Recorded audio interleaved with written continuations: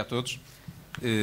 É com muito prazer que abrimos esta maratona de mesas redondas com o tema da Human Governance, que é um tema que eu acho particularmente apropriado para abrir os trabalhos, tendo em conta que nos últimos anos, com o eclodir da crise, uma coisa que muito foi falado, ou que um dos grandes receios que muito existiu, foi que as pessoas fossem vítimas de uma desvalorização, digamos assim, da sua importância como forma de resposta à crise.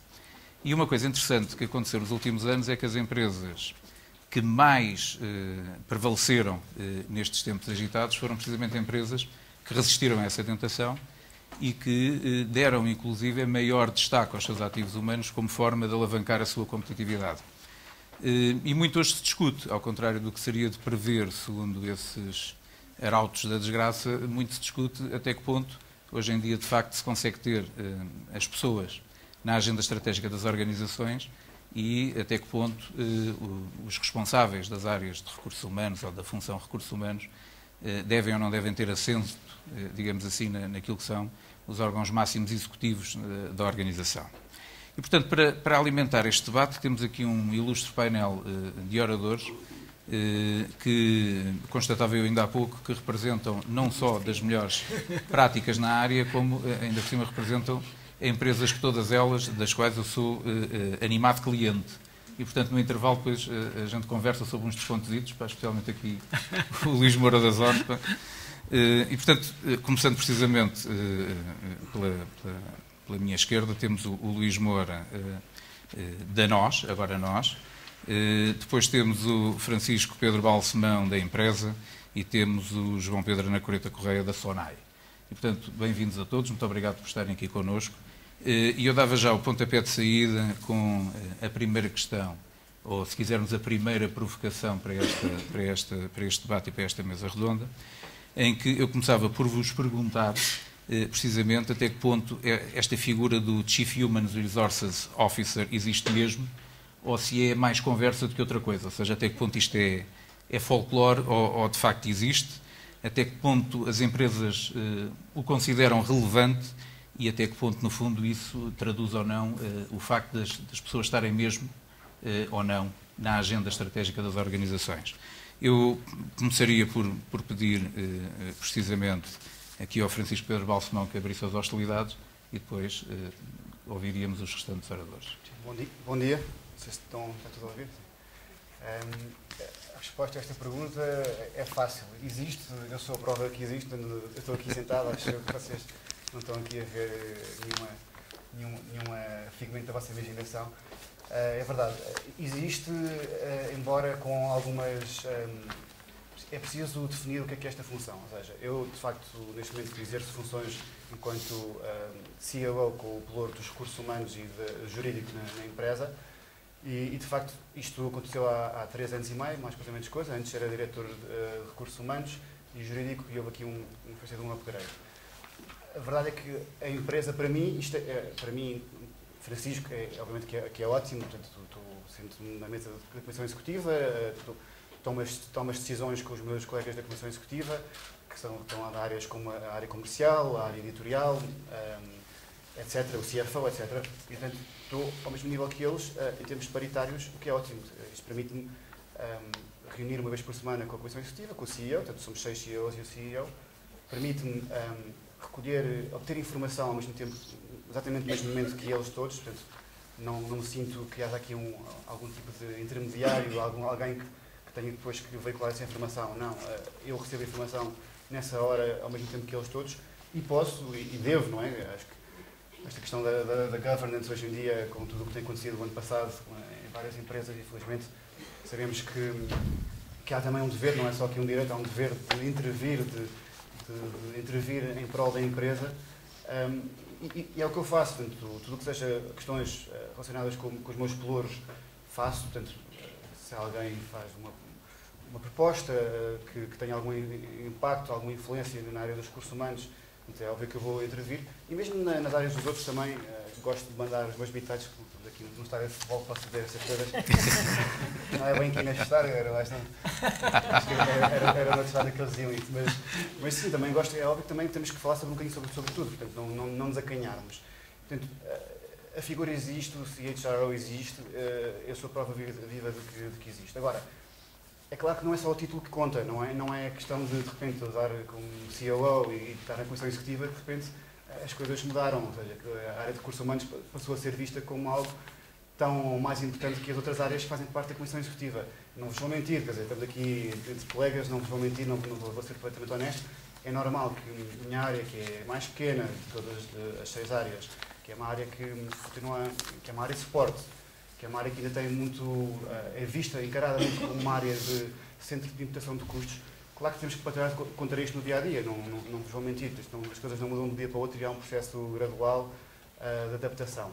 E, portanto, é isso que eu tento fazer, tento mostrar que nós realmente somos uma mais-valia, nós, a área de recursos humanos, somos uma mais-valia, que merecemos, neste caso, alguém, posso ser eu, neste caso sou eu, mas pode ser outra pessoa qualquer, merece estar ao mesmo nível com os outros CEOs, com os outros administradores executivos, e é isso que tento fazer no dia-a-dia. Portanto, a resposta é sim, existe, mas temos que lutar por isso todos os dias. Muito bem, sim senhor. Vamos agora ouvir o João Pedro relativamente a este tema. Então, lá na SONAI, como é que isto é? Na SONAI. Ora bem, bom dia a todos. Na SONAI nós temos um administrador que está na administração. Temos um administrador com o pelouro de recursos humanos, que se dedica exclusivamente a recursos humanos. Não tem o título CHRO, mas eu acho que isso do título é se calhar o menos relevante. Isso é algo um bocadinho cultural, não é? Há numas organizações que é o vice-presidente, há noutras que é o administrador, depois há outras que adotam a terminologia do C-level. O que eu acho engraçado é que, enquanto nós aqui andamos a discutir o posicionamento do chefe dos recursos humanos, há noutras organizações que se calhar se vai um bocadinho mais longe. Eu vi há pouco tempo um artigo na Harvard Business Review cujo título era "Porquê que o CHRO dá um bom CEO?" Portanto, esse artigo começa por dizer que a função de recursos humanos antes era vista como uma função de back-office, mas cada vez mais é vista como uma função de game changer e, portanto, de estar à frente, de mexer na organização. E, portanto, esta figura tende a reportar diretamente ao CEO. E, quando comparado com as outras figuras do C-level, está colocada até relativamente bem lá acima, portanto, mesmo em termos remuneratórios. Abaixo do CEO e do COO, mas se calhar acima do chefe do marketing, por exemplo. Porquê? Porque é mais difícil encontrar alguém que tenha estas competências. E o que eles dizem é que as competências exigidas a um chefe dos recursos humanos são muito parecidas com aquelas que são exigidas ao CEO. E, portanto, quando as empresas procuram um novo CEO, deviam olhar para os recursos humanos, mas também quando escolhem um chefe para os recursos humanos, deviam procurar alguém que um dia pudesse chegar a CEO. Eu achei muito engraçado este artigo porque denota aqui um mindset muito diferente daquele que nós estamos habituados aqui em Portugal. Muito bem, sim senhor. Essa é um excelente add-on e uma ótima provocação, precisamente para depois explorarmos esse tema de se isto deve dar lugar aos especialistas ou se devemos ir buscar os responsáveis de recursos humanos ao negócio. Portanto, eu faço aqui uma dobradinha e peço ao Luís Moura que responda a esta pergunta em 2 partes logo, né, juntando as 2 questões. Bom dia a todos. Eu vou tentar aqui lançar aqui algumas provocações para isto ser mais animado e não termos aqui uma ação monótona. Eu acho que a nível dos recursos humanos vivemos sempre com o trauma se nós, recursos humanos, somos CHR qualquer coisa ou se não somos CHRO. Eu estou aqui de acordo com o João Pedro e acho que mais importante que o título é a forma como nós exercemos as funções, é a forma como a organização nos vê, é a forma como a organização nos respeita. Isso é que é importante. E o que é um facto é que, a nível dos recursos humanos, vive-se ainda muito com o trauma daquela componente administrativa, que é passado, que faz parte, obviamente que faz parte da componente de recursos humanos, e depois falaremos um bocadinho mais à frente o que é que podem ser as várias componentes de recursos humanos, mas acho que o que é importante é olhar para factos. E nós hoje, quando olhamos para factos, o que é que nós vemos? Nós vemos que hoje qualquer área de recursos humanos reporta ao CEO ou reporta a um administrador com bastante peso. Isso é a primeira prova da importância da gestão das pessoas. Se nós olharmos para aquilo que é o dia-a-dia de uma área de recursos humanos, temos também, todos nós, se fizéssemos uma estatística das vezes que partilhamos projetos, análises com o Conselho de Administração, a Comissão Executiva, veríamos que a área de recursos humanos é daquela que tem maior peso em termos de idas aos Conselhos de Administração, às Comissões Executivas. Isso é a prova, efetivamente, do peso da gestão estratégica das pessoas. E se hoje olharmos para as empresas de executive search, quando recrutam alguém para a área de recursos humanos, o que é que habitualmente pedem? O que é que efetivamente é diferenciador para além daquelas competências mais transversais? O que habitualmente pedem sempre capacidade de liderança, pedem normalmente skills de implementação estratégica. Isto é efetivamente a prova de que a componente de recursos humanos hoje é fundamentalmente estratégica. Fazendo aqui a ponto com o meu colega, estou totalmente de acordo também com aquilo que foi afirmado. E nós hoje começa a fazer parte até da literatura e da investigação, o Miguel Penicunha tem tocado nestes temas, nós hoje começamos a olhar, quando vemos o que é que são as competências estratégicas de um CEO, ou se quisermos, voltando um pouco atrás, quando fazemos o assessment a um diretor de recursos humanos, quais são as competências que se olham mais? Tem muito a ver com capacidade estratégica, tem a ver com a liderança, tem a ver com a capacidade de implementação, tem a ver com a resistência, tem a ver com a resiliência. E o que é hoje mostrado é que, efetivamente, em termos das competências necessárias nos assessments aos diretores de recursos humanos, tem os skills mais próximos dos assessments aos CEOs. Não estou a dizer que qualquer diretor de recursos humanos ou que os diretores de recursos humanos vão ser os CEOs, mas o que é um facto, hoje, e começa a trabalhar-se em termos de investigação, os skills são muito próximos. Há aqui ainda um grande desafio. Depois, a nível dos diretores de recursos humanos ou das pessoas responsáveis pelas áreas de recursos humanos, tem que fazer aqui o desafio, que é perceberem da componente técnica, como perceberem da componente financeira, perceberem das componentes de comunicação marketing. E com estes desafios, efetivamente, e fazendo aqui a ponto com o João Pedro, nós começamos a olhar, certamente no futuro, vamos começar a ver muitos diretores de recursos humanos a poderem ascender a funções CEO ou muitos CEOs a ascenderem a funções de recursos humanos. Portanto, acho que são estes os tópicos que vamos ter que posicionar aqui as provocações e a conversa. E dito isto, deixava aqui a questão para o segundo tema que o Ricardo lançou. O diretor de recursos humanos, o gestor de recursos humanos, o responsável de recursos humanos deve ir da área de recursos humanos e ser o tal especialista, ou deve ser efetivamente uma pessoa fora da área de recursos humanos? Para esta questão acho que não há uma resposta certa. Depende, como é quase em tudo na vida. Depende. Temos várias visões. Se olharmos para Portugal, efetivamente a regra é as pessoas virem para as áreas de recursos humanos.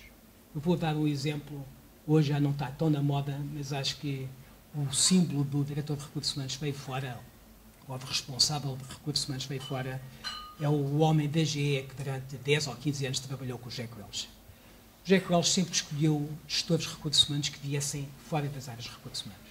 O Jack Welch dizia que gastava 40% a 50% do seu tempo em gerir temas associados a recursos humanos. Ele sempre quis ter a gerir os recursos humanos pessoas que eram ex-CEOs de grandes unidades.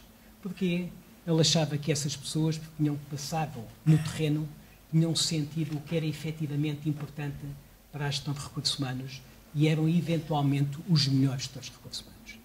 Julgo que aqui não é importante definirmos como critério se o futuro responsável de recursos humanos vem da área especialista de recursos humanos, se vem de uma área fora. O que eu acho que é importante é, quando estamos a analisar as nossas funções de recursos humanos, percebermos em cada momento como é que elas tocam naquelas componentes mais estratégicas. Isto é, se eu estiver a olhar para a compensação, se estiver a fazer avaliação, eu tenho que olhar e dizer assim, como é que isto impacta a gestão do meu talento? E é isto que eu tenho que pensar. Se eu estiver a olhar para uma organização, uma parte organizativa, para uma parte ligada mais a toda a parte do Workforce Strategic Planning, eu tenho que olhar e dizer assim, como é que isto vai impactar o futuro da minha organização. Se eu olhar para o recrutamento, para o talento, dizer assim, isto garante-me ou não me garante a sustentabilidade. E é a capacidade de dar resposta a estas questões que é fundamental para escolher o futuro responsável de recursos humanos. Poderá vir de uma área mais técnica, poderá vir de uma área de fora, desde que ele tenha esta percepção e tenha esta noção, acho que qualquer um deles pode ser um excelente gestor de recursos humanos. Muito bem, sim senhor. Íamos agora dar a palavra aqui ao Zé Pedro Nacoreto Correia, que eu estou há 15 minutos a chamar João Pedro, que a minha cábula tinha uma gralha, mas pronto, peço as minhas desculpas. Não, e queria precisamente pegar naquilo que o Luís Moura testemunhou e queria explorar um bocadinho esta ideia, ou seja, independentemente da origem, digamos, em termos de background profissional, como é que um responsável destes temas chega ao pé de um CEO que tem o cérebro encharcado em habitas e cash flows e essas coisas e endereça de uma forma eficaz este tema das pessoas? Como é que se lhe capta a atenção de maneira a que ele consiga achar que isto é tão válido ou tão relevante como essas coisas que lhe encharcam o cérebro? Eu ponho a coisa, se calhar, ao contrário. Se não conseguirmos com facilidade captar-lhe a atenção, se calhar ele não devia ser CEO. Bom. Não é? Portanto, eu acho que é mais essa questão. Há aqui, uma vez, a falar com uma pessoa pronto, com uma função importante que estava a tentar não é, objetivar muitas coisas, eu dizia-lhe, olha, tenha atenção que isto não é propriamente uma medição de obra. E, portanto, nas questões de pessoas, as coisas são mais genéricas, não são tão matemáticas, não são tão objetivas, são mais conceptuais. Mas eu acho que uma pessoa a esse nível tem de ser capaz de entender isso. E quando, se calhar, o pensamento lhe foge para a excessiva racionalização, acho que nós temos de ser capazes de falar de uma forma um bocadinho mais direta e de chamar a atenção para isso. Quer dizer, que as coisas, em termos de gestão de pessoas, são conceptuais. Portanto, não é tudo números, não é tudo... Os números são importantes para as evidências, para as análises, para as preparações, não é? Para as previsões, mas antes disso há ideias, antes dos números há algumas ideias, e eu acho que as pessoas têm a obrigação de ser capazes de o entender. E, portanto, quer sejam de recursos humanos, quer venham de fora, eu acho que isso não é muito diferente. Não é? Todos nós conhecemos exemplos de pessoas que vêm do negócio, que são muito sensíveis a questões conceptuais, e pessoas que são, se calhar, de recursos humanos e que são muito agarradas a números. Portanto, eu acho que uma coisa não está totalmente relacionada com a outra. Muito bem, sim senhor. Francisco, e lá na empresa, como é que é? Mais ideias ou mais números? Como é que isto faz? Eu ainda estou a pensar nesta frase do Zé Pedro, que eu vou já falar com o CEO. Fiquei completamente estarrecido com esta frase, é espetacular. Eu sou um bocadinho mais realista, eu acho que, quer dizer, concordo plenamente com o que o Zé Pedro disse e acho que nós temos que lutar por isso, ou seja, mesmo que se não tivermos um CEO que tenha esta preocupação sempre no topo da sua cabeça, acho que ele devia ter, isso concordo plenamente, e se não tiver, nós também temos que ajudá-lo nesse sentido. Eu, há uns tempos, ouvi uma expressão que é engraçada, que é como captar o share of ear, portanto, não sei como é que isto traduz em português, cota do ouvido. Exato. Não, literalmente seria cota assim, mas share of ear do CEO. E acho que há umas técnicas, entre aspas, que eu tento usar, mas que também têm a ver com as circunstâncias e com o dia-a-dia e, obviamente, com aquilo que nós vamos construindo, da forma como vamos construir a relação com os nossos CEOs. Portanto, por um lado, é preciso saber quais é que são os objetivos da empresa e qual é que é aqui a estratégia que a empresa quer seguir na área dos recursos humanos. Ou seja, aqui um enquadramento macro em que é essencial que o CEO esteja alinhado com a pessoa que é responsável pela área dos recursos humanos. Portanto, se isto não tiver um início bom, portanto, muito cedo se irá entrotar. Não há aqui qualquer tipo de meio termo. Portanto, é bom que o CEO e o CHRO, o diretor de recursos humanos, saibam exatamente o que é que querem para a empresa ao nível da estratégia de recursos humanos e que esta estratégia esteja alinhada com a estratégia da empresa em geral. Depois, eu diria que eu acho que nós aqui, entre números e ideias, é interessante também essa pergunta, porque há aqui uma parte que passa também pela própria área de recursos humanos, demonstrar que, como eu dizia há bocadinho, não somos só um centro de imputação de custos, e mostrar que somos uma mais-valia para a empresa. E isso ajudará sempre, através das boas práticas, junto do CEO, que é um profissional que está preocupado com a gestão, se perceber que a própria área está a ser bem gerida. Eu digo desde, em termos orçamentais, a parte dos custos, que é muito importante, e sermos rigorosos na gestão dos custos da nossa área, seja a nossa equipa de 2 ou 20 ou 30 pessoas, a equipa de recursos humanos, a minha equipa é pequena, tenho 7 pessoas que reportam-me diretamente, mas tenho que fazer uma gestão boa daquilo que é o meu orçamento. E quando a empresa corta nos custos, eu também tenho que cortar nos custos. Se a empresa está a fazer uma reestruturação, eu tenho que acompanhar e provavelmente também terei que despedir alguém da minha área. Isto acontece, não é? E eu acho que isso nós não podemos ser uma exceção à regra. Depois passa também por uma certa profissionalização. Portanto, se o resto da empresa tem objetivos que são quantitativos, nós também temos que ter esses objetivos. Isto parece um bocadinho verdade lá para Alice, mas acho que há muitas empresas que têm alguma dificuldade em definir objetivos quantitativos para a área de recursos humanos. Porque é verdade, aqui também mais uma vez vos confesso que acho que é difícil. Nós não temos, no nosso caso, nós não temos vendas, não somos uma área comercial, nós não vendemos jornais, não é possível medir através das audiências. Temos que encontrar KPIs que sejam adequados à nossa realidade. E depois há aqui uma questão mais de ideias, mais pessoal, se calhar, que é o tal share of ear. Mais concretamente, ou seja, stricto sensu. E aqui passa por fatores, não só estes fatores económicos, fatores históricos, mas também um fator, se calhar, mais pessoal, mais de empatia. O meu chefe, acho que não é surpresa para ninguém, é um conhecido benfiquista, escreve artigos para a Visão às vezes, que o Benfica foi campeão ano passado, que quase que beijoava o Jorge Jesus.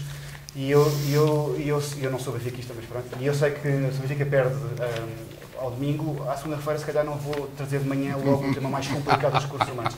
Mas isto parece anedótico, mas é verdade, quer dizer, é uma questão de bom senso, e acho que a pessoa que está na área dos recursos humanos tem que ter este bom senso, não faz sentido. Se calhar não é tão importante como o resto, mas se calhar é também. Eu deixo isso um bocado à base de critério. Muito bem, sim senhor. Luís, portanto, cruzando aqui 2 ou 3 referências, portanto, eu apanhei aqui uma frase que era mais importante do que o título, é aquilo que se faz, não é? E, entretanto, agora também foi dito que há que mostrar que esta área não é um mero centro de custos. Portanto, como é que isto se faz, inclusive refletindo isto, por exemplo, naquilo que é a forma como se organiza uma área de recursos humanos? Porque, claramente, se o enfoque não é o tradicional, se não é na atividade administrativa, mas sim nas atividades criadoras de valor, as pessoas que trabalham connosco provavelmente têm de ser diferentes, ou têm de ter um perfil diferente, ou têm de se posicionar de maneira diferente. Portanto, como é que isto na prática se reflete, seja naquilo que é o dia-a-dia da relação com o CEO, e já vimos que há aqui nuances futebolísticas interessantes, não é? Como também noutros aspectos, que é como é que internamente se organiza uma área destas? Bom, no que diz respeito, no que concerne à componente organizativa dos recursos humanos, acho que depende, em primeiro lugar, voltando sempre à velha questão, tudo isto depende. A resposta é, não há uma forma única de organizar uma direção de recursos humanos. Tem muito a ver com o momento da organização, com o estádio da organização, com o alinhamento da organização, com a vontade da própria Comissão Executiva face à área. E podemos ter aqui, efetivamente, vários coloridos na forma como vamos organizar uma direção de recursos humanos. Se eu pensasse uma direção de recursos humanos ideal, que é que habitualmente nós imaginamos para a direção de recursos humanos, e tentando tangibilizar isto ao dia-a-dia das nossas áreas. Um primeiro ponto tem sempre aquilo que habitualmente chamamos os recursos humanos transacionais. Tudo tem a ver com a componente administrativa, toda a componente de processamento, toda a componente de salários, admitindo que não está auto-source exata. Depois temos sempre uma segunda área que vem ganhando peso muito significativo, aquilo que habitualmente se designa como os recursos humanos analíticos. No passado, quando falávamos em recursos humanos analíticos, estávamos a pensar num tabula rasa muito simples. Com o tempo, percebemos a importância destes analíticos a nível dos recursos humanos. não só na gestão dos orçamentos, não só na capacidade de perceber quando as direções, quando as organizações são grandes, imaginemos uma organização com milhares de pessoas, entender a nível de cada uma das direções, das dezenas ou centenas de direções que existem, como é que elas estão a evoluir em termos de custo, em termos de competências, em termos de know-how. Este tipo de dados é fundamental para garantir uma das componentes estratégicas a nível da organização que tem a ver com a sustentabilidade e com o futuro. Portanto, para além desta área de analíticos, depois temos habitualmente uma terceira área que também começa a ganhar bastante peso nas organizações. É aquilo que habitualmente designamos como a gestão estratégica, o planeamento estratégico da força de trabalho. Isto é, perceber se temos as pessoas certas, os skills certos, se temos o número certo de pessoas, se temos efetivamente, não há duplicações de processos, se temos os custos certos para aquilo que é efetivamente o que é o benchmark a nível de custos com as pessoas. Porque mais cedo ou mais tarde, principalmente quando as empresas são cotadas, todos estes indicadores, independentemente de serem números ou não serem números, vêm à baila. Portanto, termos aqui uma atitude proativa e estarmos no bom ponto é sempre fundamental para fazermos uma gestão tão suave quanto é possível nestas matérias. E, por último, uma quarta, isto é quase como uma cebola, vão-se tirando cascas. Descascando aqui o bolo, temos uma quarta, que efetivamente é aquilo que é a gestão mais fina das pessoas. Estamos a falar de desenvolvimento de competências, estamos a falar de talento, estamos a falar da componente compensação estratégica, estamos a falar da atração de talento. Portanto, de todas estas áreas que habitualmente nós temos organizado em funções e que efetivamente são o último ponto das várias camadas da gestão de recursos humanos e que, bem articuladas todas estas várias 4 camadas que aqui mencionei, podem fazer dos recursos humanos efetivamente a tal força transformacional e que estratégica que se torna praticamente insubstituível a nível das organizações. Muito bem, sim senhor. Zé Pedro, e lá na SONEI, como é que é? É mais HR Analytics? É mais planeamento estratégico? Não preciso. Conta-nos tudo.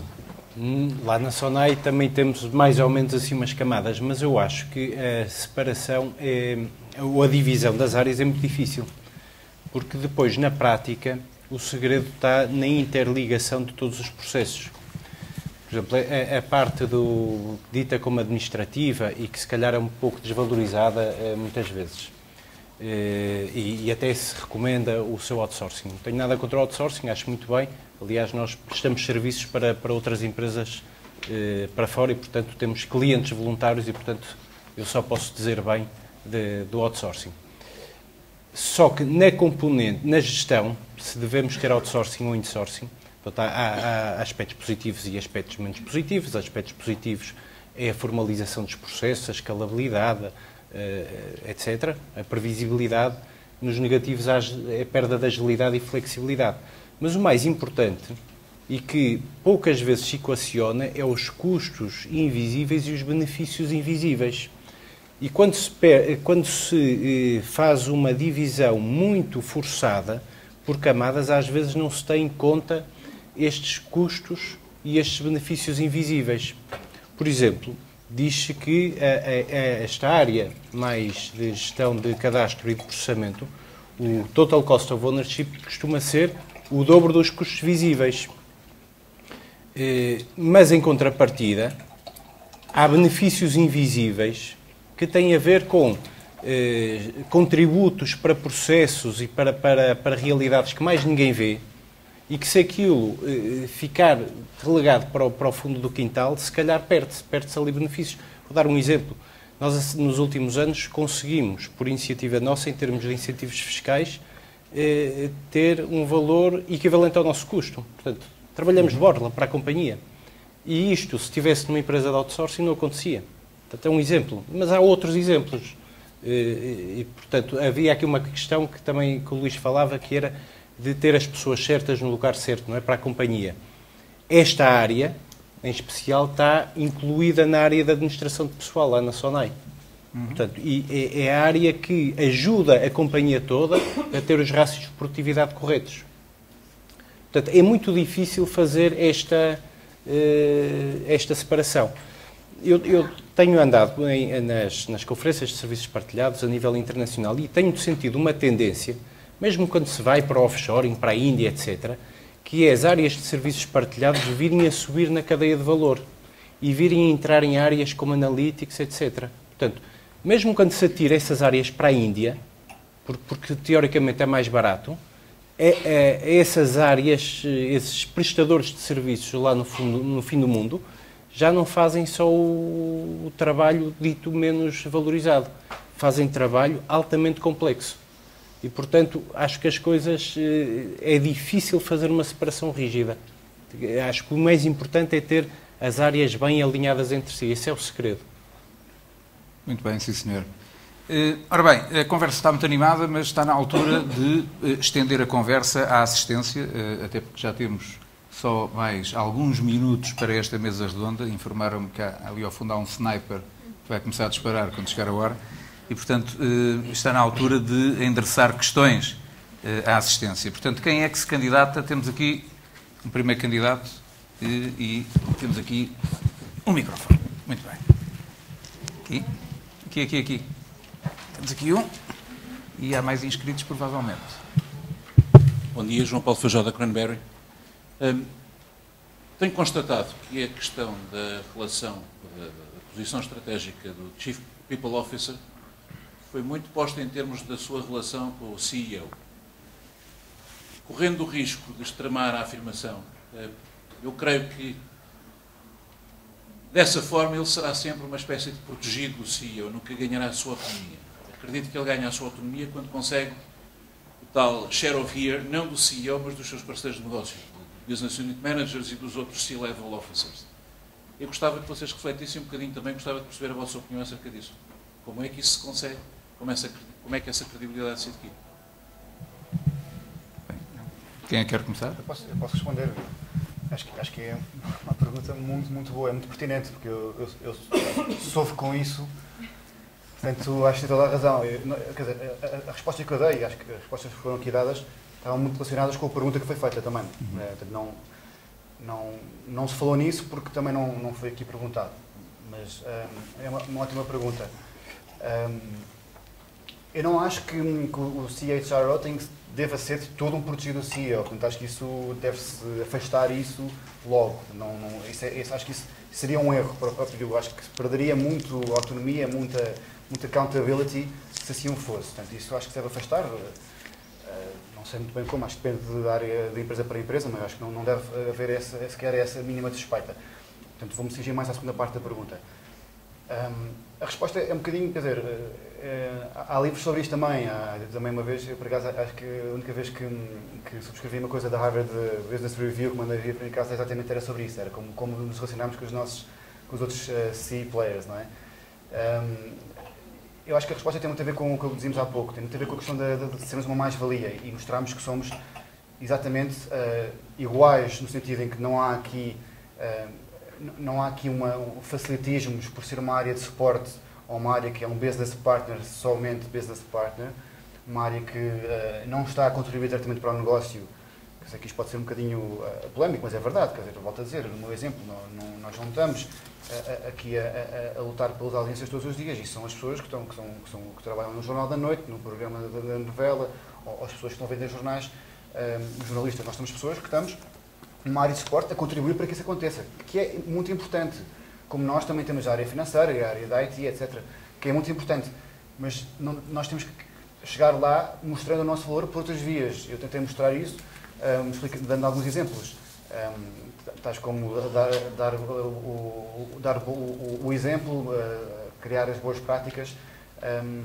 E, de certa forma, agora se calhar entrando mais na pergunta que fez, é normal que haja também alguma resistência por parte dos outros, no caso, COOs, porque cada um tem as suas equipas, cada um tem as suas áreas, e acho que se calhar vocês também concordarão comigo, que quem trabalha nesta área dos recursos humanos, que há muitas vezes alguma dificuldade nas pessoas que trabalham na área dos recursos humanos em conseguir conjugar daquilo que é o seu trabalho com a forma como se relaciona com essas outras pessoas. Porquê? Porque as pessoas são cientes dos seus territórios. Portanto, acho que através dos nossos soft skills, através da nossa diplomacia, através de mostrarmos que somos uma mais-valia para os nossos colegas, neste caso os meus colegas de administração, é assim que pelo menos que eu vou lá. Falando de igual para igual, não nos subjugando, nunca mostrando que somos de algum complexo de inferioridade, porque não temos, porque temos este valor desta forma, e pronto, e trabalhando como parceiros. Deixa-me só aqui complementar. Tentando aqui dar o exemplo do Francisco, percebo zero de comunicação, mas acho que essa relação... peço desculpa. Não tem som, está morto. Já está. Tentando complementar e pegando até aqui no exemplo do Francisco, do setor do Francisco, que eu não conheço e, portanto, atrevo-me a falar sem conhecer em detalhe, mas como é que essa relação do responsável de recursos humanos, seja o CPL, seja o que for, deve ser feita efetivamente, não como um protegido CEO, acho que não era essa a intenção de nenhum de nós passar essa mensagem, mas como um para de todos os outros homens de negócio. Se olharmos para o setor, se pensarmos a concorrência que existe entre a SIC, passa aqui a publicidade, e a TVI, só para dar um exemplo, nós olhamos e, se calhar, em termos tecnológicos, ambos os canais ou ambas as empresas estão em patamares semelhantes. E o que é que pode fazer a diferença de um lado ou do outro? Efetivamente, são dois pontos que têm a ver com um aspecto, direto ou indireto, que está relacionado direto ou indiretamente com os recursos humanos. Permitam-me aqui o anglicanismo, porque às vezes não há palavras boas em português, mas o que vai fazer a diferença, muitas vezes, em termos destas duas empresas, é o engagement e o enablement. Isto é, o envolvimento e capacitação. Uhum. E estas componentes de envolvimento e de capacitação são componentes que, direto ou indiretamente, estão nas mãos das pessoas que têm as áreas de recursos humanos. Quando nós falamos de empowerment, quando nós falamos de lideranças, a gestão das lideranças, quando nós falamos em reconhecimento, quando nós falamos em várias componentes associadas à competitividade, quando nós falamos em componentes associadas aos recursos, à forma como gerimos o talento, todas estas componentes estão ligadas ao tal enablement / engagement, são componentes da responsabilidade direta ou indireta dos responsáveis de recursos humanos. E penso que é nestas duas componentes que, efetivamente, um CPO, um CHRO, ou o que quer que seja, pode fazer essa relação de igual para igual com os seus pares e acrescentar-lhe o valor e trazer-lhe a diferença que pode, efetivamente, permitir que uma empresa se sobreponha a uma outra que, em termos tecnológicos, está num patamar muito semelhante, em que muitas componentes estão em patamares semelhantes. E são, efetivamente, estes dois vetores que vão permitir diferenciar os resultados no mercado. Sr. Pedro, queres... Eu concordo com tudo. E só, se calhar, complementava com uma questão que é a seguinte. Eu penso que os recursos humanos pode ser aquilo que se quiser fazer deles. E, portanto, a questão está muito mais... Nós aqui começamos por falar em que posição é que ele deve estar. Ele deve estar na posição que conseguir ter, independentemente do estatuto. E, portanto, se o chefe dos recursos humanos não conseguir demonstrar a importância que tem a área, não a pessoa, mas a área, então depois, claro que se tem que colocar como protegido do CEO, não tem outra forma de fazer as coisas. Portanto, acho que depende muito mais dele e da capacidade dele para a afirmação dos seus projetos e para influenciar a própria gestão e a própria estratégia. Portanto, acho que tem mais a ver com isso. Agora, se ele é protegido, é mau sinal. Muito bem, mais perguntas? Boa tarde, bom dia. Meu nome é Graça Quintas, eu sou advogada só na área de Direito Laboral e, portanto, os meus interlocutores são quase sempre ou CEOs, ou CFOs, ou CHOs. A minha pergunta que vos dirijo, porque este painel é um painel um bocadinho característico de grandes empresas, com uma cultura organizacional muito específica, com muita experiência, com uma sensibilidade muito especial para a área de recursos humanos e, portanto, o tecido empresarial português como sabem, é representativo de outro tipo de organizações que não têm, enfim, o vosso histórico, a vossa, eu ia dizer, o vosso know-how neste género, neste tipo de áreas, e em que, eventualmente, eu me atrevo a dizer que a sensibilidade e a importância que é dada a um diretor de recursos humanos, na maior parte dos casos, ou na grande maioria dos casos, não é efetivamente em paralelo com a administração, e muitas vezes, e nós, eu se calhar sou uma felizarda porque trabalho muito com multinacionais e, portanto, e como só trabalho com empresas, tenho essa sensibilidade, mas quando me aparece realmente uma situação de uma PME, por exemplo, eu vejo que a lógica e a política interna, as coisas estão a mudar, é verdade, estamos a assistir a uma alteração, mas isso não é, eu diria que estes 3 ilustres oradores não são representativos do tecido empresarial português na sua grande parte. Mas não era aqui que eu queria ir. O que eu queria chegar era, como advogada na área laboral, e ainda que estejamos em contexto multinacional, a maior parte das vezes, nós continuamos a receber da parte do cliente aquela mensagem que diz há que reestruturar e, portanto, há que cortar em pessoas. Eu sou uma apaixonada dos recursos humanos por força da minha profissão, portanto, os meus interlocutores são sempre profissionais de recursos humanos.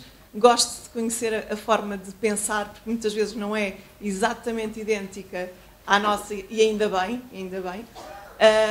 Mas gostava de vos perguntar qual é que é a mensagem, quando nós ouvimos todos os dias dizer que as pessoas são o capital humano das empresas, mesmo em multinacionais, como é que se transmite para as estruturas lá fora que mandam cortar no workforce, não é? Como é que se transmite essa mais-valia? Que o capital está nos recursos humanos e, portanto, se calhar na prioridade dos custos não estão as pessoas em quem andámos a apostar anos e anos a fio com formação técnica, com programas de expatriação, etc., que têm os seus custos para a empresa, para as empresas. Como é que se transmite essa mensagem? Ou seja, eu sei que já tocámos um pouco aí, eu apanho, digamos assim, o resultado nas operações de reestruturação, obviamente, com grande frequência, enfim, despedimentos de pessoas, mas se calhar haveria uma forma, não sei, devolver-vos a questão, como é que se faz lá fora, muitas vezes, como é que se passa essa mensagem? Se calhar o capital humano tem mesmo que se manter por ser um capital, se calhar equiparado à valorização do outro. Belíssima pergunta para fechar esta mesa redonda. Portanto, quem é que quer começar? Não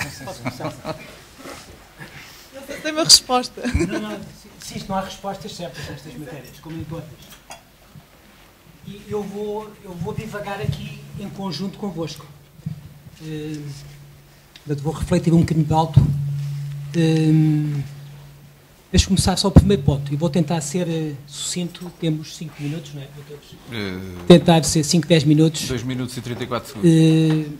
Não ultrapassar estes 5, 10 minutos para todos. Só aqui ser sucinto. Primeiro ponto. Efetivamente, o painel que aqui está não é representativo da sociedade portuguesa. Nós esquecemos que temos 400 mil empresas, ou que tínhamos 400 mil empresas, e que 95% a 98% dessas empresas têm menos, 95% têm menos de 10 a 15 pessoas. Portanto, é este o nosso tecido social. E estava aqui uma excelente oportunidade, efetivamente, para nós nos reunirmos aqui e fazermos uma startup, de pôr uma startup com muito potencial. Eu estou a falar a sério, atenção. É uma coisa que me assalta muitas vezes o pensamento. Acho que é uma das áreas em que o país podia melhorar espetacularmente se efetivamente tivesse boas estruturas de recursos humanos nas pequenas empresas. Obviamente não tem que ter a dimensão que tem uma grande empresa, mas poderia ter.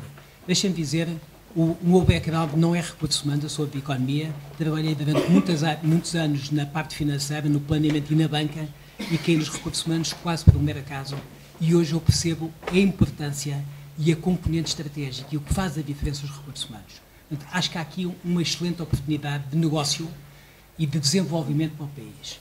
A segunda questão, indo à componente técnica, o despedimento.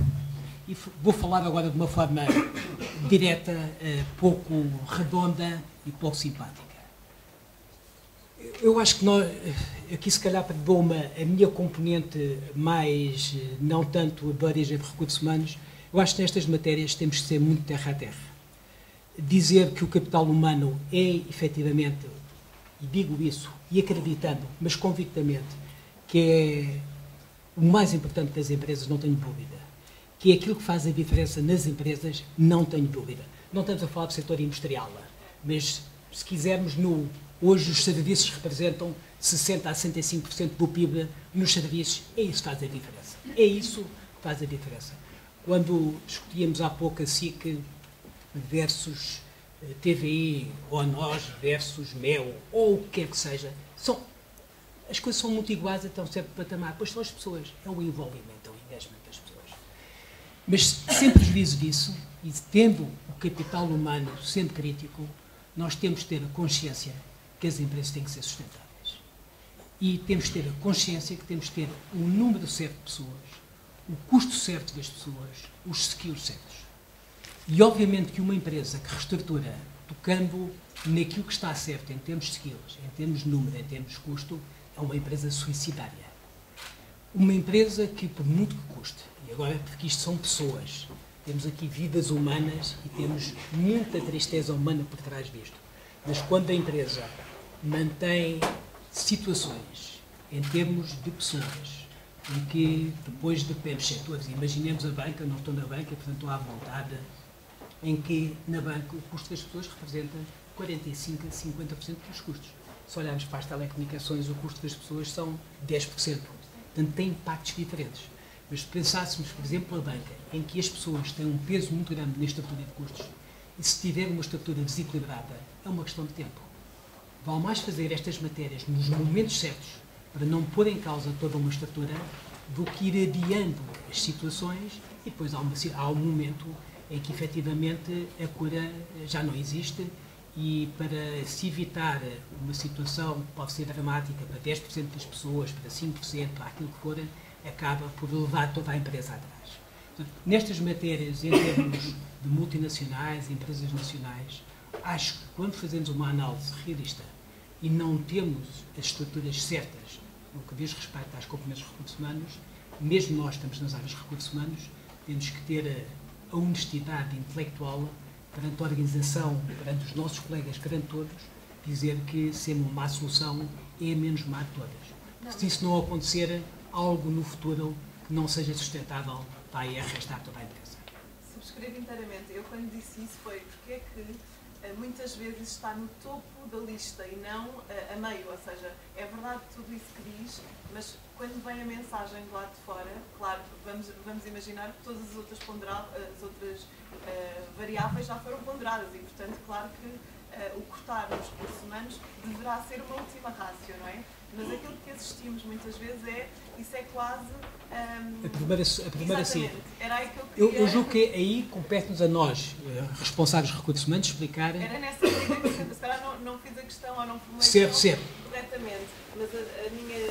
Queria ouvir-vos era nessa ordem de prioridades, porque é que muitas vezes os recursos humanos aparecem logo no topo da tabela e não a meio. Certo. Deixe-me dizer, eu acho que o nosso papel como gestores de recursos humanos é explicar até o que é que faz sentido e o que é que não faz sentido. O que é racional, eu já tive em reestruturações, obviamente que é a parte mais dramática da função de recursos humanos, ou da gestão de recursos humanos, mas temos que o fazer com profissionalismo. E, obviamente, nos compete a solução fácil, muitas vezes, principalmente quem está longe, é cortar nas pessoas. E a nós compete-nos dizer o que é racional, o que é adequado, o que é estratégico em termos de força de recursos humanos. Portanto, pode, efetivamente, ser um quadro desta dimensão, pode ser um quadro desta, e isso só nós, ou nós estamos em muito boas condições para o definir. Habitualmente, quando isto é feito a partir de uma certa distância, seja essa distância um Conselho de Administração Nacional ou uma multinacional, habitualmente é visto no sentido de dizer eu vou reduzir X%, cortam-se X pessoas. Aqui, a nível de recursos humanos, o que é importante mostrar é que, efetivamente, o número de pessoas adequadas para o cumprimento da estratégia é aquele, nós temos um delta e é sobre esse delta que deve ser cortado. E o resto deve ser encontrado noutras áreas, mas não nos podemos eximir naturalmente. Muito bem. Zé Pedro e Francisco, comentários finais, muito rapidamente. Eu acho que o Luís já respondeu à questão. Eu também já estive desse lado, até já estive na organização. Quase. Bom, mas o que eu sinto é que as pessoas... não queria ser agressivo, mas vou pôr a coisa de outra forma. É mais fácil para uma pessoa que está num nível muito elevado mandar despedir 100 pessoas que nunca viu, que não conhece, do que despedir o seu reporte direto. E todos nós, se olharmos na nossa organização e se formos honestos, vemos oportunidades de eficiência de custos, mesmo ao nível dos recursos humanos. Ninguém não identifica. Não acredito. Portanto, o que eu acho que é importante é que cada um ao seu nível seja verdadeiro na gestão dos recursos que tem. E se for verdadeiro, se calhar depois corre menos riscos de ser obrigado a tomar decisões irracionais. Porquê? Porque hoje em dia não há grandes segredos ao nível daquilo que é mais explícito, dos rácios. Todos nós sabemos os rácios uns dos outros, ou podemos saber. E, portanto, é fácil saber se a nós tem um rácio de encargos com pessoal demasiado elevado ou menos elevado e comparar com o da Mel. Não é muito difícil saber isso. E, portanto, se as pessoas não gerirem ao seu nível bem neste sentido, depois podem correr o risco de serem obrigadas a tomar uma decisão onde se vai cometer erros, não é? Portanto, isso por um lado, verdade nos números, nós temos que ter verdade nos números, cada um ao seu nível. E depois, acho que temos que ter também verdade na relação. Ou seja, quando é preciso tomar a decisão, acho que o ponto-chave, e aí já só depende de nós, temos que fazê-lo com verdade e com sensibilidade. É muito difícil falar neste tipo de conferências porque o público-alvo é muito distinto e há pessoas de várias empresas, advogados, etc., de diferentes dimensões e habitas, etc. Nós falamos sobre a nossa experiência. Ainda bem, porque pode ser inspiradora. Claro, mas às vezes não se aplica. É complicado falar para todos. Agora, aqui há duas coisas que temos em comum. A primeira coisa é todos nós temos uns problemas, o mesmo tipo de problemas no dia-a-dia, e ouvimos falar neste tipo de conferências que o fator humano é o mais importante, que o capital humano é a coisa mais relevante nas empresas, e eu estou plenamente de acordo com isso, mas depois a segunda questão de quem trabalha na área dos recursos humanos que temos aqui em comum é que vivemos num mundo muito esquizofrénico, porque por um lado isto é o mais importante de tudo, mas por outro lado, de vez em quando somos chamados a ter que reestruturar e despedir pessoas. Viver nesta esquizofrenia não é nada fácil. Eu diria, só para finalizar e tocando naquilo que foi dito antes, que o melhor neste tipo de casos é mostrar ao longo do tempo o quão imprescindível são as pessoas da empresa e o quão imprescindível é o talento e a gestão e a retenção de talento. E depois, quando surgem este tipo de processos, há gorduras que infelizmente a empresa se calhar não foi gerindo bem e que têm que ser cortadas e é horrível, mas se formos fazendo este trabalho ao longo do tempo, demonstrando e vendendo bem esse trabalho, tanto a área de recursos humanos como a administração em geral, então isso torna-se mais difícil depois cortar nessas áreas ou justificar esses cortes.